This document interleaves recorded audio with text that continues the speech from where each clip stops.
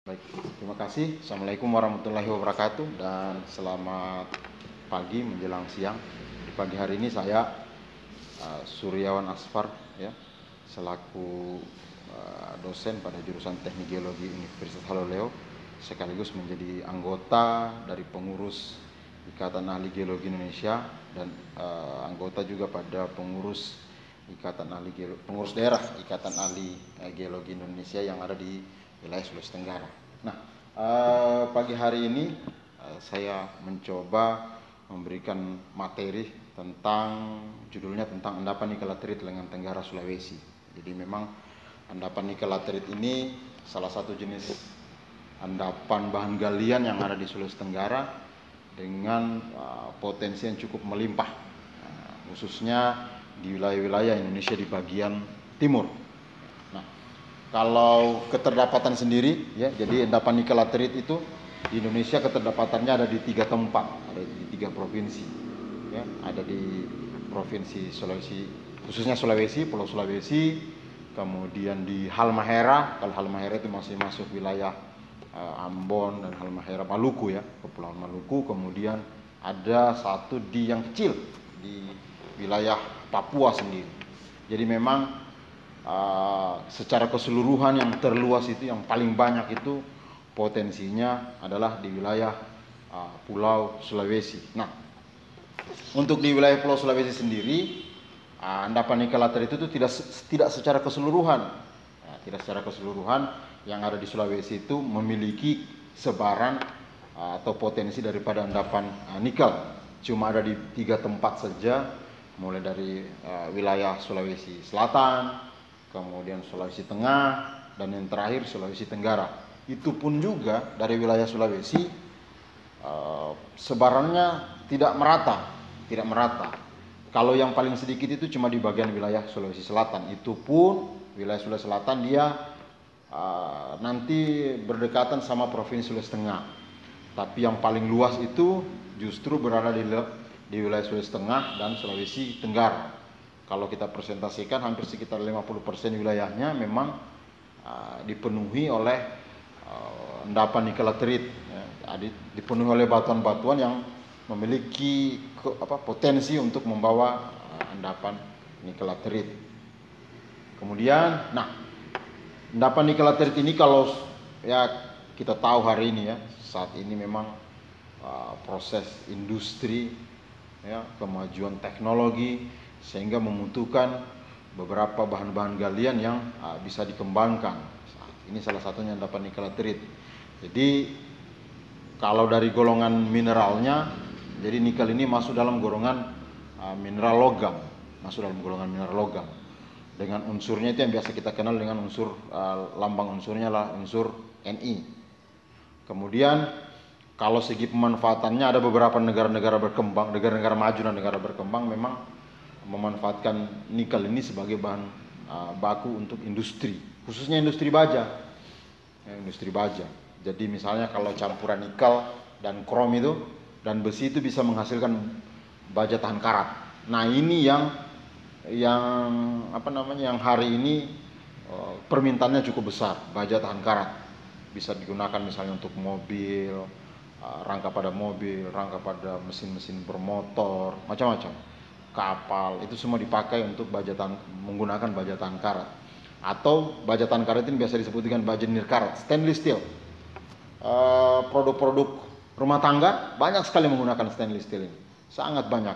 Sendok mungkin di rumah. Jadi memang ketergantungan manusia itu terhadap kebutuhan baja stainless steel ini sangat tinggi, sehingga memang endapan nikel laterit ini sangat dibutuhkan. Nah, di alam kalau kita membagi nikel laterit sendiri itu, endapan nikel laterit sendiri itu untuk pemanfaatannya bisa kita bagi ada 3, ada yang monel, ada nikrom, ada alkino, dengan campuran yang berbeda-beda, dengan fungsi pun juga yang berbeda-beda. Misalnya monel itu dia campuran nikel dengan tembaga dan besi, dia untuk industri transmisi listrik, kabel, ya, karena kita harus istilahnya transmisi listrik itu harus tahan karat, sehingga betul-betul arus listrik yang masuk itu betul-betul jumlahnya baik, bisa lebih baik arusnya yang masuk. Kemudian nirkrom itu campuran Ni, Fe dan Cr. Itu bisa kita gunakan di kawat manas. Kemudian alkino itu campuran aluminium, nikel, ferom dan kobalt. Ini digunakan sebagai bahan untuk pembuat magnet. Nah, ini yang sekarang yang alkino ini yang paling banyak dicari. Mobil listrik, nah ini kita gunakan magnet ya. Al, Ni, Fe dan Co. Jadi dalam satu endapan nikel laterit itu ada juga unsur yang dia bawa yang potensi, dan hari ini sangat dibutuhkan itu kobalt. Itu dicampur nanti dengan menghasilkan satu yang namanya alkino. Kemudian kalau kita berbicara genesa endapan nikel laterit ini tidak semua kita bisa jumpai di kondisi geologi yang ada di Indonesia. Cuma ada beberapa kondisi-kondisi geologi tertentu. Khususnya kita bicara pada jenis batuan. Ya, kita berbicara pada jenis batuan. Tapi sebenarnya dalam seri pembentukan endapan nikel laterit, ya, bukan hanya batuan yang berpengaruh. Biasanya ada waktu, ada iklim, macam-macam. Tapi secara basic, secara dasarnya harus ada dulu batuannya. Itu yang menjadi faktor paling utama, harus ada dulu batuan. Nah, batuan apa yang bisa membawa endapan nikel laterit? Nah, kalau kita mempelajari dasar batuan itu sendiri, jenis batuan itu ada 3, ada yang metamorf, ada yang sedimen, ada yang batuan beku. Nah, yang biasanya membawa endapan nikel laterit ini adalah jenisnya batuan, khususnya pada batuan beku. Tetapi tidak semua juga batuan beku bisa menghasilkan endapan nikel laterit. Cuma khusus batuan-batuan beku tertentu. Ada yang biasa disebut dengan batuan beku ultramafic. Jadi kalau batuan beku itu kan ada yang ada yang felsik, ya. Kemudian ada yang intermediate, ada yang basah, dan ada yang ultra basic atau ultra basah, dengan jenis dan komposisi yang berbeda-beda. Nah, nikel laterit biasanya itu paling banyak dan umumnya, dan memang sumber utamanya itu berasal dari batuan yang sifatnya basah sampai ultra basah. Nah, di lengan Tenggara sendiri, di khususnya wilayah Sulawesi, memang komponen batuan kita, wilayah kita itu sekitar 50% itu disusun oleh batuan basah ultra basah. Ya, kalau dari sejarah geologinya kan basah ultra basah itu diakibatkan dari pemekaran lantai samudra. Ada beberapa hasil penelitian memang yang menunjukkan bahwa memang batuan kita itu penyusun lantai samudra Sulawesi Tenggara itu salah satunya adalah batuan basah ultra basah.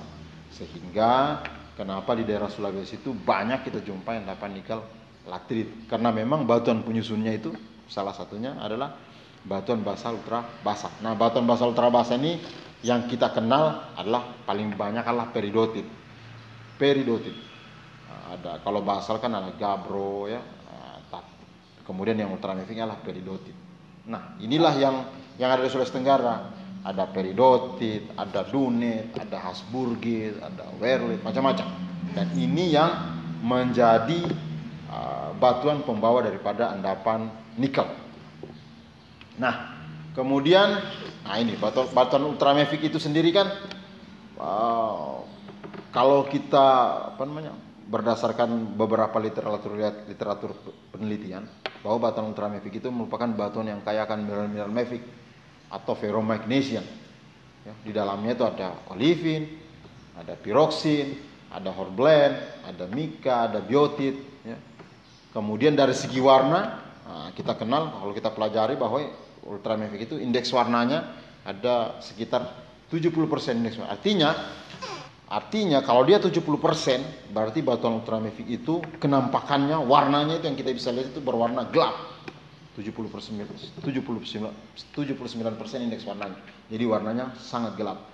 Kemudian kalau kita lihat dari persentase unsur, ya, persentase unsur kimia penyusun, menurut Barger itu tahun 2000 mengatakan bahwa di ultramafic itu ada unsur kandungan SiO2. Ya, SiO2 itu sekitar 38 sampai 49%. Ada MgO, ada Fe2O3, ada FeO, ada Al2O3, ada Cr2, ya, macam-macam. Dan kenapa dia ada nikel? Karena memang dalam batuan ultramafic itu ada kandungan NiO itu sekitar 0,2 sampai 0,3. Nanti kan, loh kenapa dia bisa banyak dengan persentase misalnya nanti pada saat kita menjumpai endapan nikel laterit itu kita jumpai ada yang kadarnya 1,0, 1,2, terus di ultramafic cuma dia 0,2 sampai 0,3. Nah ini nanti tergantung pada proses pembentukannya. Ada namanya istilahnya pengkayaan.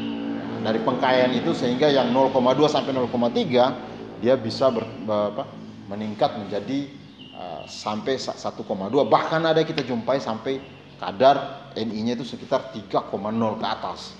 Nah, kemudian endapan nikel kalau kita berbicara jenis cebakannya di alam, ya. Kalau kita berbicara jenis cebakan kan ada yang primer. Kalau cebakan itu ada primer, ada sekunder, ya. Nah, nikel juga jenis cebakannya itu ada dua. Ada yang primer, ada yang sekunder.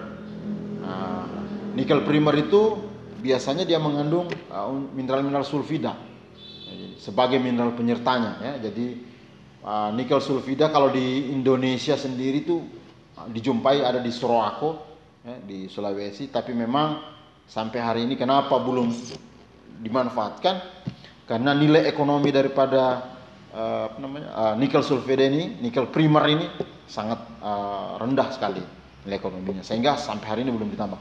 Nah, justru cebakan yang paling besar kita di Sulawesi Tenggara itu, di Sulawesi itu adalah cebakan nikel laterit. Nah, cebakan nikel laterit ini memang namanya saja laterit, berarti ada proses laterisasi di situ, ya. Ada proses laterisasi. Apa sih itu laterisasi? Laterisasi itu hubungannya dengan yang namanya pelapukan. Berarti kalau kita berbicara pelapukan, berarti di situ ada waktu, ada iklim, sangat berpengaruh. Jadi ada dari cebakan nikel laterit yang terbentuk dari hasil proses laterisasi. Laterisasi dari apa? Laterisasi dari batuan induk yang memiliki komposisi batuan ultrabasa. Jadi tidak semua batuan itu, ya, bisa menghasilkan bisa menghasilkan endapan nikel. Tergantung lagi jenis batuannya. Kalau dia ultrabasa, ya, kemudian terjadi proses laterisasi, maka dia bisa menghasilkan endapan nikel laterit. Tapi kalau dia misalnya asam atau intermediate, terjadi prosesnya misalnya laterisasi, dia tidak akan bisa terbentuk endapan nikel laterit. Jadi memang sangat spesifik. Endapan nikel laterit sangat spesifik dari kondisi geologinya. Kemudian kalau kita berbicara genesa, jadi genesa ini karena yang paling banyak di Sulawesi di Lengan Tenggara endapan nikel laterit, maka saya coba akan paparkan sedikit tentang genesa endapan nikel laterit. Jadi nikel laterit itu merupakan salah satu sumber nikel dan ferronikel yang sangat penting kita gunakan. Kemudian secara keseluruhan endapan nikel laterit ini merupakan hasil dari yang namanya proses pelapukan yang intensif dari batuan pembawa ultrabasa, ya, jadi dia pembawa Ni silikat. Nah, kalau di alam sendiri, ya, nikel biasanya itu ada di kerak bumi dengan kadar yang berbeda-beda. Jadi sangat heterogen sekali. Jadi sangat variatif sekali kandungannya di alam. Jadi kadar nikel tertinggi itu biasanya kita bisa jumpai pada batuan yang dunit atau peridotit. Ya, dunit. Jadi kita perkirakan sekitar mencapai kadar 3000 gram per ton unsur Ni. Artinya kalau kita kembalikan ke kadar persen, berarti sekitar 3,0% dalam 3,0% dalam 1 ton unsur Ni itu sendiri. Kemudian, nah, di alam sendiri nikel laterit itu kita bisa bagi lagi menjadi dua jenis, ya. Ada namanya nikel laterit ferruginous nickel, kemudian ada namanya nikel laterit silikat. Nah, yang mana yang banyak kadarnya? Nah, yang artinya kadar Ni-nya paling tinggi itu biasanya ada pada nikel laterit yang silikat. Di Indonesia khususnya ketiga wilayah tadi, Sulawesi, Maluku dan Papua, kita paling banyak itu kita jumpai dalam bentuk nikel laterit silikat. Ya, jadi dia kandungan nikelnya tinggi, bisa sampai mencapai 15% kalau dia berada dalam satu tubuh yang dikatakan dengan nikel garnierit. Jadi ada satu lapisan itu di bawah dalam satu profil endapan nikel laterit, ada kita jumpai namanya lapisan garnierit, mineral garnierit. Itu memang persentase unsur Ni-nya itu sampai sekitar 15%. Tetapi garnierit itu tidak semua tempat bisa kita, artinya tidak semua lapisan endapan nikel itu bisa kita dapatkan dia. Cuma tempat-tempat tertentu. Kemudian volumenya ketebalannya sangat kecil sekali karena memang dia hasil dari proses pengayaan, terakumulasi semua di sana. Dan bisa dia dijumpai pada zona-zona pelapukan atau zona-zona saprolit. Nah, yang ada nikel silikat kalau di selain Indonesia itu ada di Kaledonia Baru, ya, di sana New Caledonia Baru, ya. Jadi New Caledonia itu memang suatu wilayah yang memang secara keseluruhan kandungannya itu adalah endapan nikel laterit. Nah, genesanya, ya, kalau kita berbicara genesa, pasti kita akan mulai dari proses pembentukan daripada batuannya sendiri. Jadi dimulai dari proses pembentukan batuan basa ultra basa, misalnya peridotit, ya, atau dunit, ya, terbentuk. Kita tahu sendiri bahwa peridotit dan dunit itu terbentuk dari hasil yang namanya proses pemekaran lantai samudra, kemudian naik ke permukaan akibat proses tektonik sehingga dia muncul ke daratan. Kemudian dari hasil terbentuknya batuan peridotit dan dunit sendiri, dia harus terjadi lagi yang namanya proses serpentinisasi. Jadi ada ubahan di situ. Ada proses serpentinisasi sehingga menghasilkan yang namanya batuan serpentin. Ya. Ada proses ubahan. Ubahannya dari mana? Ubahannya itu bisa dari larutan hidrotermal atau dari larutan residu. Sehingga berubah dari peridotit atau dunit bisa berubah menjadi yang namanya serpentinit. Kemudian setelah dia jadi serpentinit, baru terjadi yang namanya proses pelapukan, disintegrasi di situ atau dekomposisi. Kalau kita katakan disintegrasi itu ada perubahan, ya, dan sedangkan dekomposisi itu ada penambahan, ya. Kemudian karena dalam satu mineral serpentin ini kita jumpai banyak unsur, biasanya unsur-unsur Ca, Mg dan Si itu akan mengalami yang namanya dekomposisi. Kemudian mineral-mineral Ni, Mn, Co dan Zn itu akan mengalami pengkayaan secara supergen. Supergen itu supergen enrichment orang selalu katakan. Jadi supergen itu pencucian. Karena Ni, Mn, Co dan Zn ini mudah larut, maka dia akan terbawa oleh air, kemudian mengalami supergen enrichment. Kemudian beberapa mineral-mineral yang mengalami pengkayaan selain ini Mn dan Co itu ada namanya Fe, Cr, Al, Ti, ya. Kemudian adalah namanya Cu, ya. Nah, untuk kemudian kalau setelah dia berubah menjadi Mn, ada lagi faktor dari pembentukan genesa endapan laterit itu, ada lagi faktor selanjutnya, faktor penambah selanjutnya itu namanya air. Air ini sangat berperan karena ada proses pelapukan, ya. Air ini sangat berperan hubungannya dengan tadi sifat kelarutan unsur. Jadi ada proses air akan meresap masuk ke dalam tanah, kemudian dia akan membawa mineral-mineral yang tidak stabil seperti olivin, serpentin dan piroksin. Kemudian yang stabil, ya, dia akan tetap, ya. Dia akan tetap. Biasanya tetapnya itu dia akan terletak pada satu lapisan yang disebut dengan zona limonit, sedangkan mineral-mineral yang tidak stabil itu akan masuk ke dalam, biasanya dia akan tersimpan pada zona-zona saprolit. Nah, fluktuasi air tanah ini yang masuk ke dalam tanah itu kan, air tanah yang masuk ini kan terjadi fluktuasi, sehingga ini akan mempengaruhi persentase kandungan unsur Ni, unsur misalnya Ca, Mg yang ada di dalam tanah.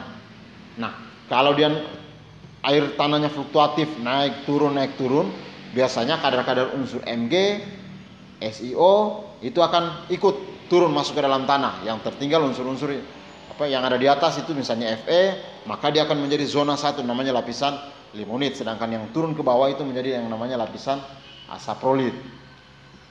Nah, biasanya unsur-unsur Fe, Ni dan kobal ini akan membentuk konsentrasi terbentuk dalam satu konsentrasi residu, ya, yang akan masuk ke dalam celah-celah zona batuan, ya. Ada juga yang tertinggal pada zona-zona saprolit. Biasanya warnanya itu coklat kekuningan, ya, coklat kuning kemerahan lah gitu. Kalau kita jumpai di alam, jadi berbeda itu. Kalau di saprolit itu coklat kuning kemerahan, sedangkan yang di limonit itu kecenderungannya merah terang. Itu menandakan bahwa kandungan unsur yang paling dominan di limonit itu adalah besi. Kemudian, nah, ketika unsur ini masuk ke dalam tanah, ya, masuk mengikuti air tanah, nah unsur ini akan mensubstitusi, jadi mengganti unsur-unsur Mg, ya, unsur-unsur Mg yang dalam serpentin, ya. Kemudian Mg-nya itu akan masuk, akan mengisi rekan pada batuan. Dia akan menjadi mineral-mineral baru namanya mineral garnierit, ya. Jadi akumulasi Ni pada saprolit itu disebabkan oleh, jadi nanti muncul, loh kok kenapa dia memiliki sifat kelarutannya rendah, hampir sama dengan besi, tapi dia bisa terkonsentrasi dengan baik di bawah dibandingkan dengan Fe. Jadi ada kondisi tertentu, jadi sifat ini dia akan larut ketika dia berada pada kondisi oksidasi, makanya dia turun. Jadi ketika terjadi oksidasi, unsur ini akan larut, akan turun. Berbeda kalau misalnya dia terjadi pada kondisi silika, ini akan berubah menjadi padatan. Jadi ketika dia bertemu dengan silika di bawah permukaan, dia berubah padatan. Tapi ketika dia terjadi oksidasi, dia berubah larutan. Sehingga biasanya kita jumpai itu posisi endapan nikel laterit itu di atasnya itu adalah kandungan unsur Fe-nya tinggi. Di bawahnya kita akan jumpai ada namanya zonasi penambahan unsur, satu zona yang unsur Ni-nya itu mengalami peningkatan yang cukup besar, ya. Nah, untuk di alam ini mungkin bagannya, jadi bagan proses pembentukan endapan nikel laterit, ya, mulai dari zona limonit, kemudian zona saprolit dan batuan asal. Jadi ada yang di bagian tengahnya itu ada zona pelindian. Nah, zona pelindian inilah di sini terjadi pembentukan mineral baru, ya. Ada Mg, ada Si, ada Ni, itu yang larut. Nah, disinilah tempat yang disebut dengan ada garnierit sampai turun di zona saprolit, ada garnierit dan ada dari krisopras, ya. Nah, profilnya sendiri, ya, jadi endapan nikel laterit itu profilnya ada, yang umum kita jumpai itu ada 5 lapisan. Yang paling atas itu biasa kita sebut dengan iron cap atau tudung besi. Kemudian yang paling bawah setelah iron cap itu ada limonit, atau kalau kita lakukan kegiatan penambangan biasanya limonit ini kita masukkan dalam kategori overburden, ya, lapisan penutup. Kemudian dari limonitik ini turun lagi lapisan limonit, dia sebenarnya transisi, sudah mengalami transisi, kandungan unsur Ni-nya sedikit mengalami penambahan, ya. Jadi sudah mengalami transisi tapi belum begitu ekonomis. Ada di beberapa tempat limonit ini mereka masukkan dalam golongan yang ekonomis untuk kita tambang. Kemudian masuk di saprolit. Nah, ini betul-betul kandungan unsur Ni-nya mengalami peningkatan yang cukup besar. Biasanya saprolit ini ada yang soft, ada yang rock. Ada yang soft saprolit artinya dalam bentuk tanah, ya, material tanah secara keseluruhan. Ada yang rock artinya ada tanah, kemudian ada campuran fragmen-fragmen batuan yang serpentin. Nah, kemudian terakhir yang paling bawah itu protolit atau biasa kita sebut dengan bedrock, ya. Nah, bedrock ini komposisinya biasanya ada batuannya, di situ ada peridotit, ada asburgit, ada dunit, ada werlit, macam-macam. Semua komponen-komponen batuan ultramafic semua akan menjadi basement akan menjadi bedrock atau menjadi dasar daripada endapan nikel laterit ini. Nah, di alam begini yang kita bisa jumpai horizonnya.